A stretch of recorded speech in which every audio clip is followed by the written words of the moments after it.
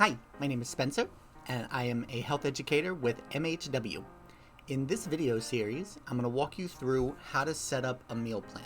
We're going to cover how to lose weight, how to keep the weight off long term, and most importantly, what do you need to do if you want to adjust your plan? If you're getting bored, if you're not losing weight, if you're unhappy for some reason, or if you have a temporary challenge like a holiday or a vacation, or you're going through a death in your family or something like that. How do you adjust your plan when it's not working or you're not happy with it so that you don't have to just give up altogether and you can keep moving forward? Before we get into the video, I want to say two things. The first is, I don't mind if you never pursue one of our programs, if you never go to the website, if you never watch any more of our videos, if you never spend a penny with us. The stuff that we're going to go over in these videos is going to be practical advice that should apply to any weight loss effort. Whether you're going to start a diet, whether you're looking at a new exercise plan, whether you're thinking about surgery or something like that long term. The advice that we give here will be practical advice that will apply to almost everybody, and will give you the power to start doing these things on your own. So even if you never pursue anything through us, that's okay. The advice that we're going to put through in this video series should still be helpful for you, and I hope that you think about it at the very least, even if you aren't going to pursue one of our plans directly. The second thing that I want to say before we even get started is that the people who are the best at managing their weight long term are not the people with the best diets or the best exercise plans or the best genetics or the best health or the most money or the best doctors. The people who do the best at losing weight and keeping it off long term are the people with the best support system. How do you stay motivated? If you're feeling like you're getting ready to give up, who do you go to get inspiration? How do you stay accountable? If you know that you're not going to keep yourself in check, who's going to keep an eye on you and make sure that you're doing what you're supposed to? How do you get ideas? Where do you go for recipes? Where do you go for advice? If you have a new challenge that you haven't faced before, you're going to a restaurant for the first time, where do you go to get that information? The people who do the best long term are the ones who have the best resources to be able to get that advice when they need it. So my first tip before we even get into anything else is to figure out who your support system's going to be. It can be friends, it can be family, you might have a doctor, you might have a personal trainer, you might have a partner who's going to go through this process with you, but it also might be an online forum. It might be a YouTube channel that you go to. It might be a place where you can interact and get advice digitally, and you never meet this person face to face. It might be us. Maybe we can be part of the support system for you, but make sure that you know where that support system is going to be and who you're going to turn to when you have questions and you need help. I say that especially before we start this video series because there's a decent chance you're going to have questions about the things that we cover here. And I want you to know that's normal. And when you do have those questions, you should check out our website and you should figure out how to get in contact with our office. Whether that means sending us an email or leaving a comment on our YouTube channel or actually finding our schedule for when we live stream so that you can ask a question directly to us and we can face-to-face right there get your questions answered. That is where the most success is going to come from. Hopefully everything we go through in these videos makes sense and it might click right away for you and you'll be ready to hit the ground running, but there's a good chance you're going to have questions at some point down the line. I can almost guarantee it. So get that good support system. That's all I have to say before we get into the series. Now let's get started.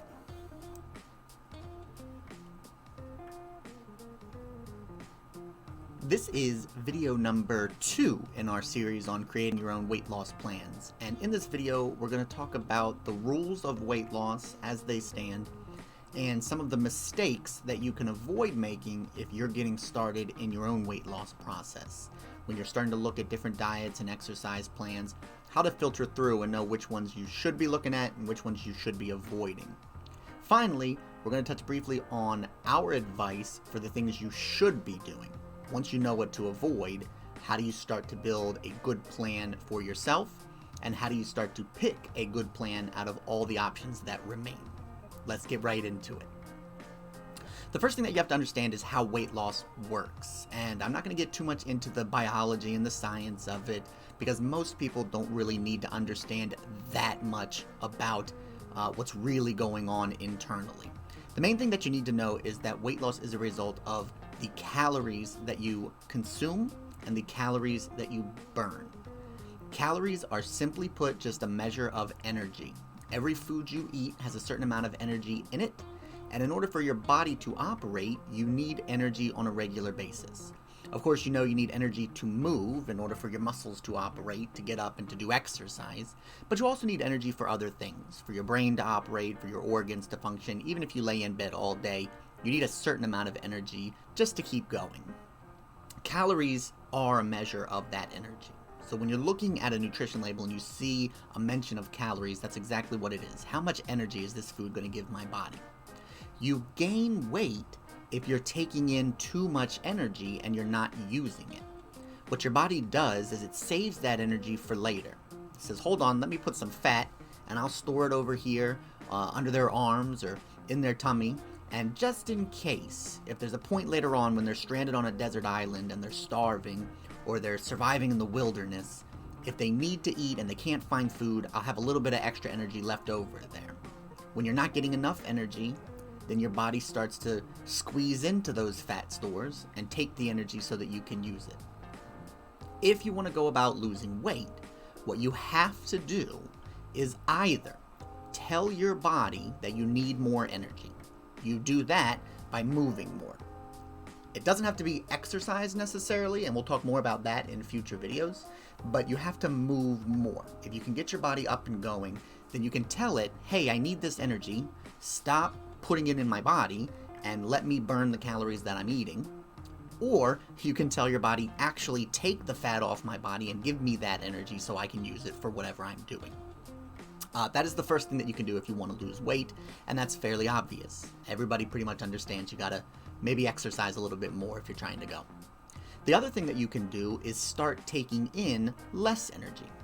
By controlling the foods that you eat, if you're taking in fewer calories with what you're consuming on a regular basis, then your body doesn't have enough energy to operate. So even if you aren't moving anymore at all, your body says, hey, I'm not getting enough of this energy, let me start taking it from that fat that I've been saving for all this time. That is the fundamental of how weight loss works. You can start from there to talk about other aspects of your diet. You can take a look at carbs, you can think about gluten, you can think about artificial sweeteners and hormones and sodium and sugars, and there are so many more complicated topics in the weight loss world, but most people do not need to know it. And we do not address it as a part of our plans when we're working with our clients. The only exception to that is if somebody has an actual medical need. If they're on medicine for diabetes, then they maybe have to monitor their blood sugars a little bit more closely. If they're on medicine for their blood pressure, then they maybe have to keep a little bit of a closer eye on sodium. But even for the clients we have that do have medical issues like those, often if the diet is controlled properly, those things will also be controlled.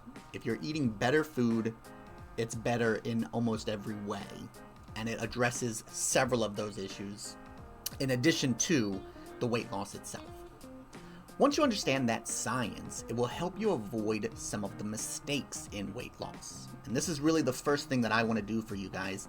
Even if you choose not to pursue one of our programs, I don't want you to waste your time doing things that are not going to work.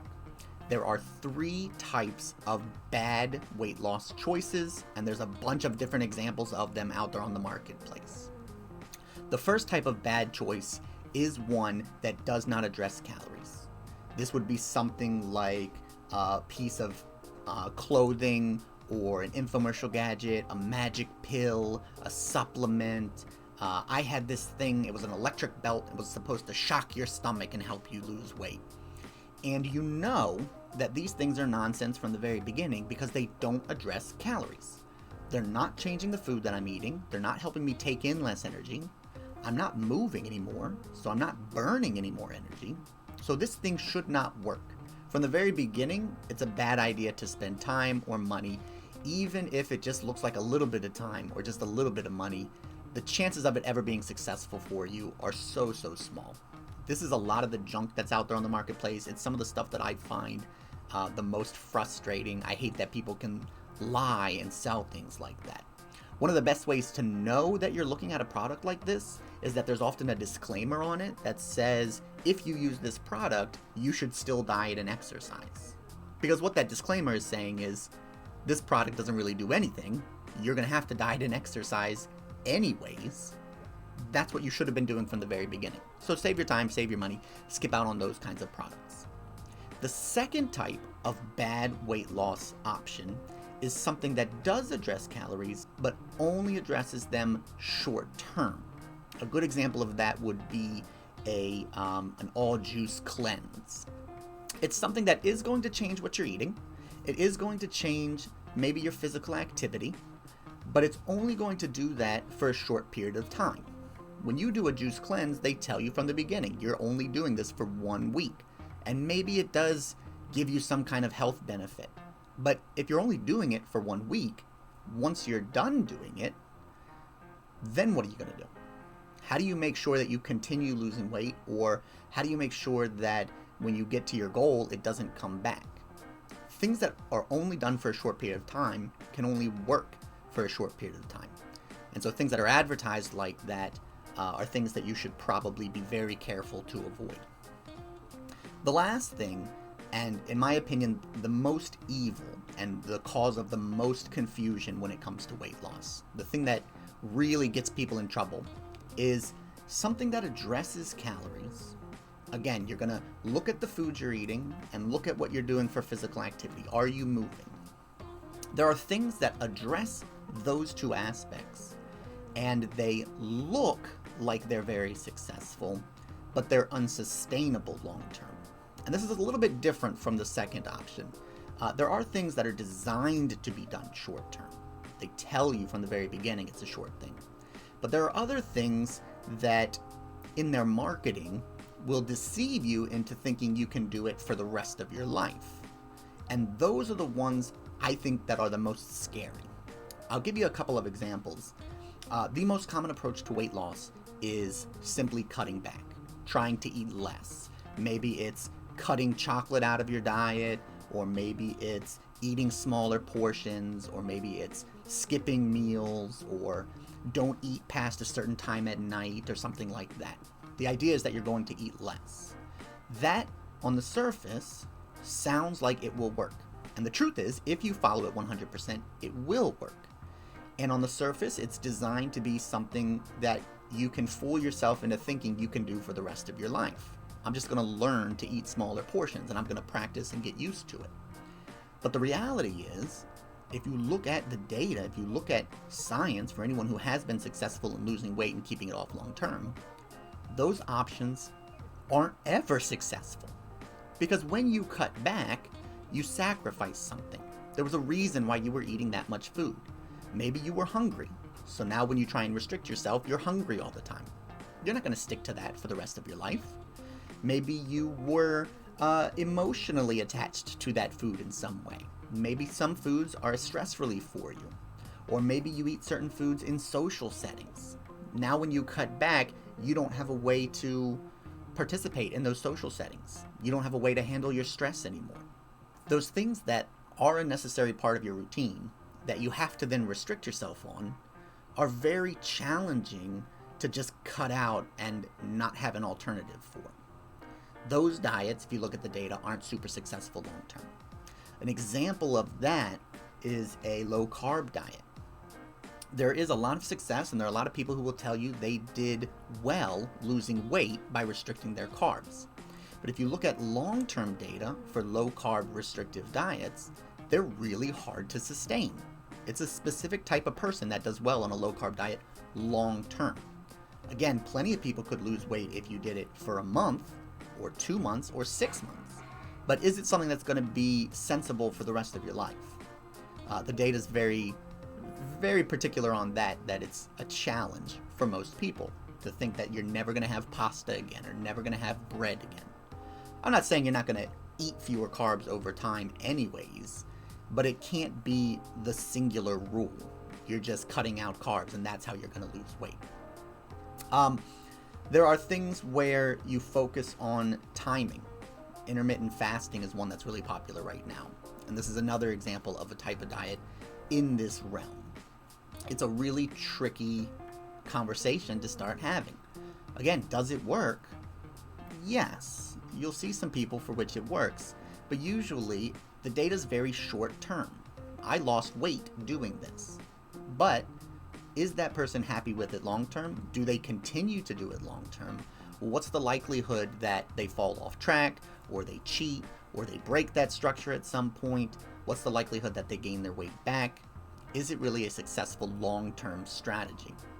And all of these can really be summed up with just asking, are you going to be happy doing this for the rest of your life? And those are the things that I think are the most tricky, and I would say the most evil for someone who is trying to control their weight and really struggling with it. The reason why they're the most tricky is because when you do them the first time, it does look like it works. I tried it, I lost weight, I had success. And maybe it works for a month, maybe it does work for you for a year. Maybe you lose 100 pounds doing that particular diet. But you get to your goal, or something happens along the way, and you fall off track. You choose to do something else. You get bored with it, you get stressed, you get hungry, something in your life changes, and you can't stick to that particular program anymore. At that point, you blame yourself. Oh, this diet worked, I just couldn't stick to it. I wasn't in the right place, my life wasn't organized exactly the way it needed to be. I fell off track, but it wasn't the diet's fault, it's my fault, or my life's fault, or the circumstances that I was in. So you fool yourself into thinking, maybe if I go back and try it again, things will be easier this time around. I already know what I'm supposed to be doing. I did it before. I'm extra motivated now. I'm older. I'm wiser. I've got things straight in my life. Let me do it again. And that's where people get trapped in that cycle. I did a diet. It worked. I ended up leaving that at some point. Quitting, trying something else, failing in some other way. But let me go back and do it again, because it wasn't the diet's fault, it was my fault. I need to tell you the truth, and it's that it is not your fault. It's that there are a great many plans like that that do work, that sound like they work, and that are deceptively successful for a short term. And if you look at a lot of people who have tried that approach within their lives, you'll see that everybody who's doing it is failing. That's a great indication that it is not your fault. It is simply a poorly designed approach when it comes to the long term. And I would stress to you guys that if it is not a good long-term approach, then it's not a good short-term approach. You should be thinking about what's going to make you happy long-term. And when you're digging through some of your different options, you should be looking at the data for long-term maintenance in addition to the immediate weight loss. And I mean this even if you're not doing deep research. If you talk to a friend who says that they did a calorie counting approach and that it was successful for them and they lost weight, calorie counting does work, but it is very difficult to sustain long term. In fact, I only know of one client that I've ever worked with who connected with calorie counting in a way that they enjoyed doing it and they wanted to do it and they liked keeping track of those records long term. Most people at some point are going to have individual days where they don't want to calorie count, whether that's because it's their birthday or they're on vacation, or maybe it's a really stressful, busy day for them. And if it's not an individual day, it's long periods. When I get to my goal, I don't want to have to count calories for every meal and portion size and weigh everything out and look up every nutrition label. When you talk to a friend who claims a certain weight loss approach was successful, you want to be critical of how their weight loss went and then what they actually did long term. If they were successful long term, did they keep doing that calorie counting or whatever approach they claim to have done? Is that something that they continued to do consistently, or did they have some other approach once time went further or once they got closer to their goal? And if they were successful in losing the weight, but they weren't successful in keeping the weight off long term, then that's a good indication that that may not be a good approach in a general basis. So even if you aren't doing deep dives into research to look at all the people who have ever done that particular weight loss approach to see who's successful long term, You can do this even on a short scale, just asking and just thinking about your experience with that person or that trainer or that idea. How successful have you seen people be in continuing to do that long term? To sum this whole section up, the things that will fall into this third range are going to be super obvious if you have access to data. When you look at people who have done these programs long term or tried these diets long term, if you look at all the people in your life who have ever attempted these types of diets, you're going to see that they all then struggled with what happened after they got closer to their goal. Maybe they never lost all the weight they wanted to in the first place, but maybe they got to their goal and they realized that they weren't going to continue to do those things for the rest of their life. Especially if you look at whether or not they gained their weight back, then this will become pretty clear. You don't want to invest in something where you're going to lose the weight and gain it back and keep having to go through that cycle over time. You should be learning, you should be getting better, and even if you do happen to gain weight back through the process of everything we're trying to do here, you should be making steady progress every time. Things should be getting easier for you and you should be learning. If you want to look at these things without data and just with a common sense approach, I would encourage you to ask, is this something that is going to be super restrictive, where I can't eat at a certain time of day, or there are certain foods that I just can't eat at all, or I can't go certain places? The more restrictive it is, the more likely you are to need to go outside of that program to find something else that you can do. You don't want to have to put that pressure on yourself for the rest of your life, especially when you have a challenge, a day where you want to relax, a day where you're with your friends or family, a day where you got bad news. Those are the days where a restrictive diet becomes the most restrictive and where you feel the most like you're going to have to look for something new. The other thing that you can look for is anything that is going to take a lot of effort long term. Anything that takes a lot of willpower, anything that takes a lot of time, a lot of money. Those things are also unsustainable. I don't have time to meal prep everything I'm going to eat forever. Some meal prep, maybe. I don't have time to count calories. I don't have time to look at every nutrition label. I don't have time to do math equations to try and balance out what I'm supposed to be doing on a regular basis. The more of that stuff that's necessary, the more likely it is to be something that falls into that third category. Yes, maybe it will result in some weight loss. Maybe short term it can be something that's helpful for you. But in the long term, you're going to end up needing to progress to something else. So even if you find something that might work in the short term, if you do decide that you want to pursue something like that, you need to be aware of what's going to happen next. Where do you go when you no longer want to put that kind of restriction on yourself? And I would argue a lot of those things you should just avoid altogether.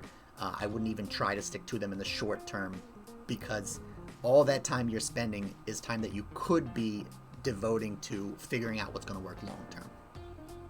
That is the third major category of bad diets and mistakes that a lot of people make, especially when they're first getting started in the weight loss world.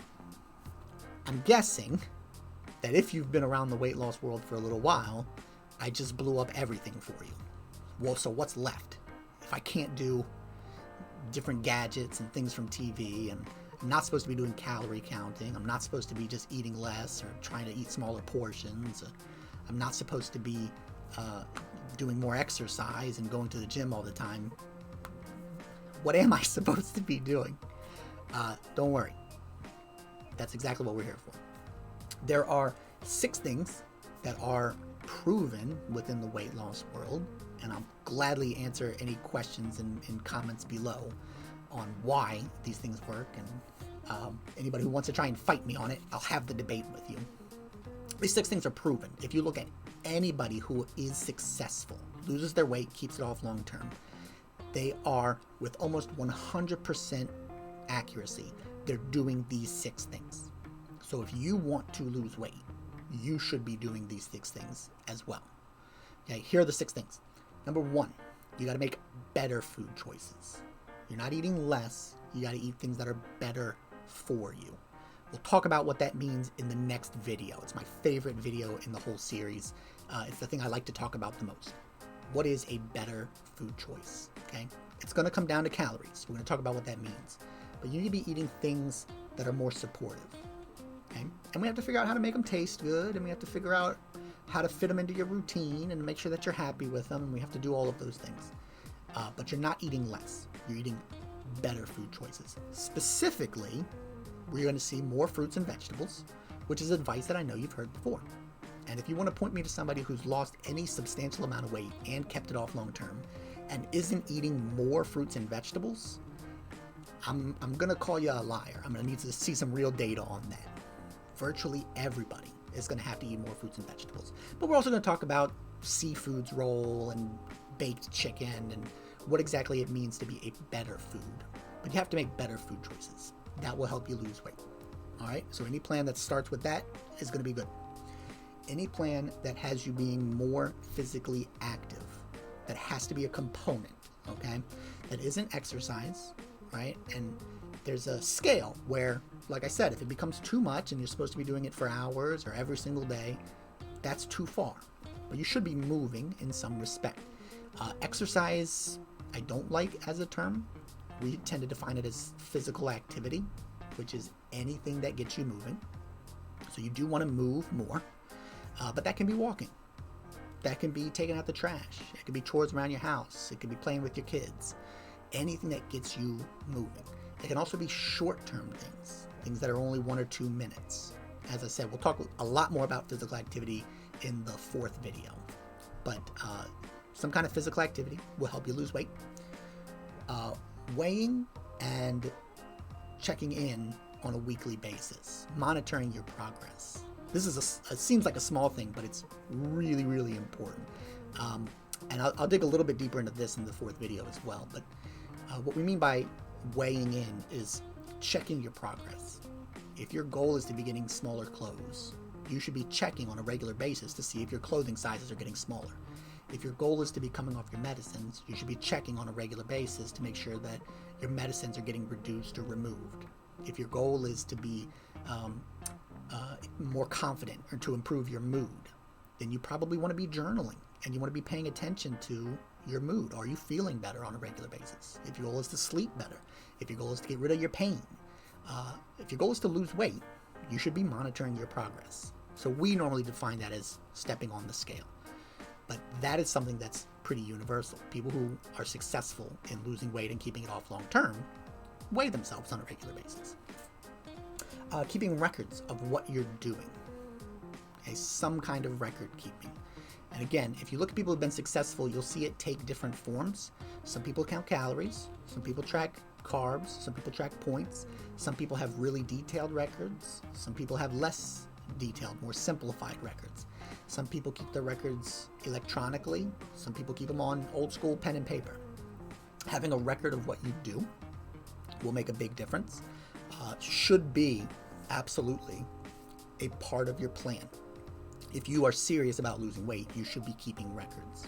Okay, those two actually get paired together, and we'll talk about that relationship in video number 4 when we actually put together your plan. But measuring your progress and record keeping get put together to create the benefit. If I'm watching what's going on the scale and I'm keeping track of what I'm doing, I'll know if I need to make a change. If I'm not losing weight, then I can look at my records and figure out what to do differently. And if I'm losing great weight, I can keep an eye on my records to know what's working. And that's the relationship that happens between the two of them, which is really powerful, really important. And again, if you look at anyone who's been successful, they'll do some degree of that. And sometimes we do it on our own. Sometimes we need a coach or somebody to push us to be able to be accountable to those things. Then you have making adjustments. The people who are the very best long-term do not have one single meal plan that they follow every day, and they don't have one single approach that they take throughout their whole weight loss process. The people who are the best will make adjustments. If they have a day that's more challenging, they'll figure out how to compensate for that day. They don't quit, they don't take a day off, they change their plan, they adjust it to make sure that it's working. If you are losing weight well and you hit a plateau, the people who are successful will figure out how to go over that plateau. They'll change their plan. They won't just stick to the same plan and hope that it'll start working again. They'll make adjustments where they need to. If you have a holiday or a vacation or you're going to a restaurant, you'll change your plan so that you can accommodate for that challenge. That's a really important skill, and that's an interesting one to put into a plan when you start doing the actual plan making. So we'll talk about that in video number 4 as well. But video number 5 will be all about adjusting your plan. Okay, and finally, point number 6, people who are successful at losing weight and keeping it off long term have some kind of support system. And I've put that in every video in this series. The people who are the very best at losing weight are the people who know where they can go to get accountability, to get inspiration, motivation, and most importantly, to ask questions, to get support, to get recipes, to get ideas. Whether that's a friend or family member or coach or trainer or doctor or some stranger on the internet, some forum that they're a part of, some community that they join, some class that they attend. You need a place to get those things because there will be questions that you don't have the answer to.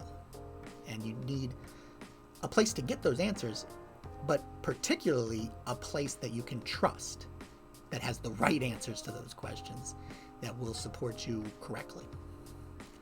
Those are the things you're looking for, and those are the mistakes that you can try to avoid as you're putting together your plan. If you watch the next 3 videos in this series, I will walk you through how we do this with our clients and how you can set these things up for yourself. A plan that avoids the pitfalls and puts you on track to do these other 6 things that I've just addressed. Okay? Don't worry if you feel like there's not too much detail on how those 6 things are supposed to work. We're going to get much more heavily into them in the next 3 videos. As always, if you have any questions, check out mhwonline.com, figure out how to get in touch with us, and try to attend one of our live streams. There you can type questions to one of our coaches directly, and usually it's me. Good luck, and hopefully I'll see you in video number 3. Thanks.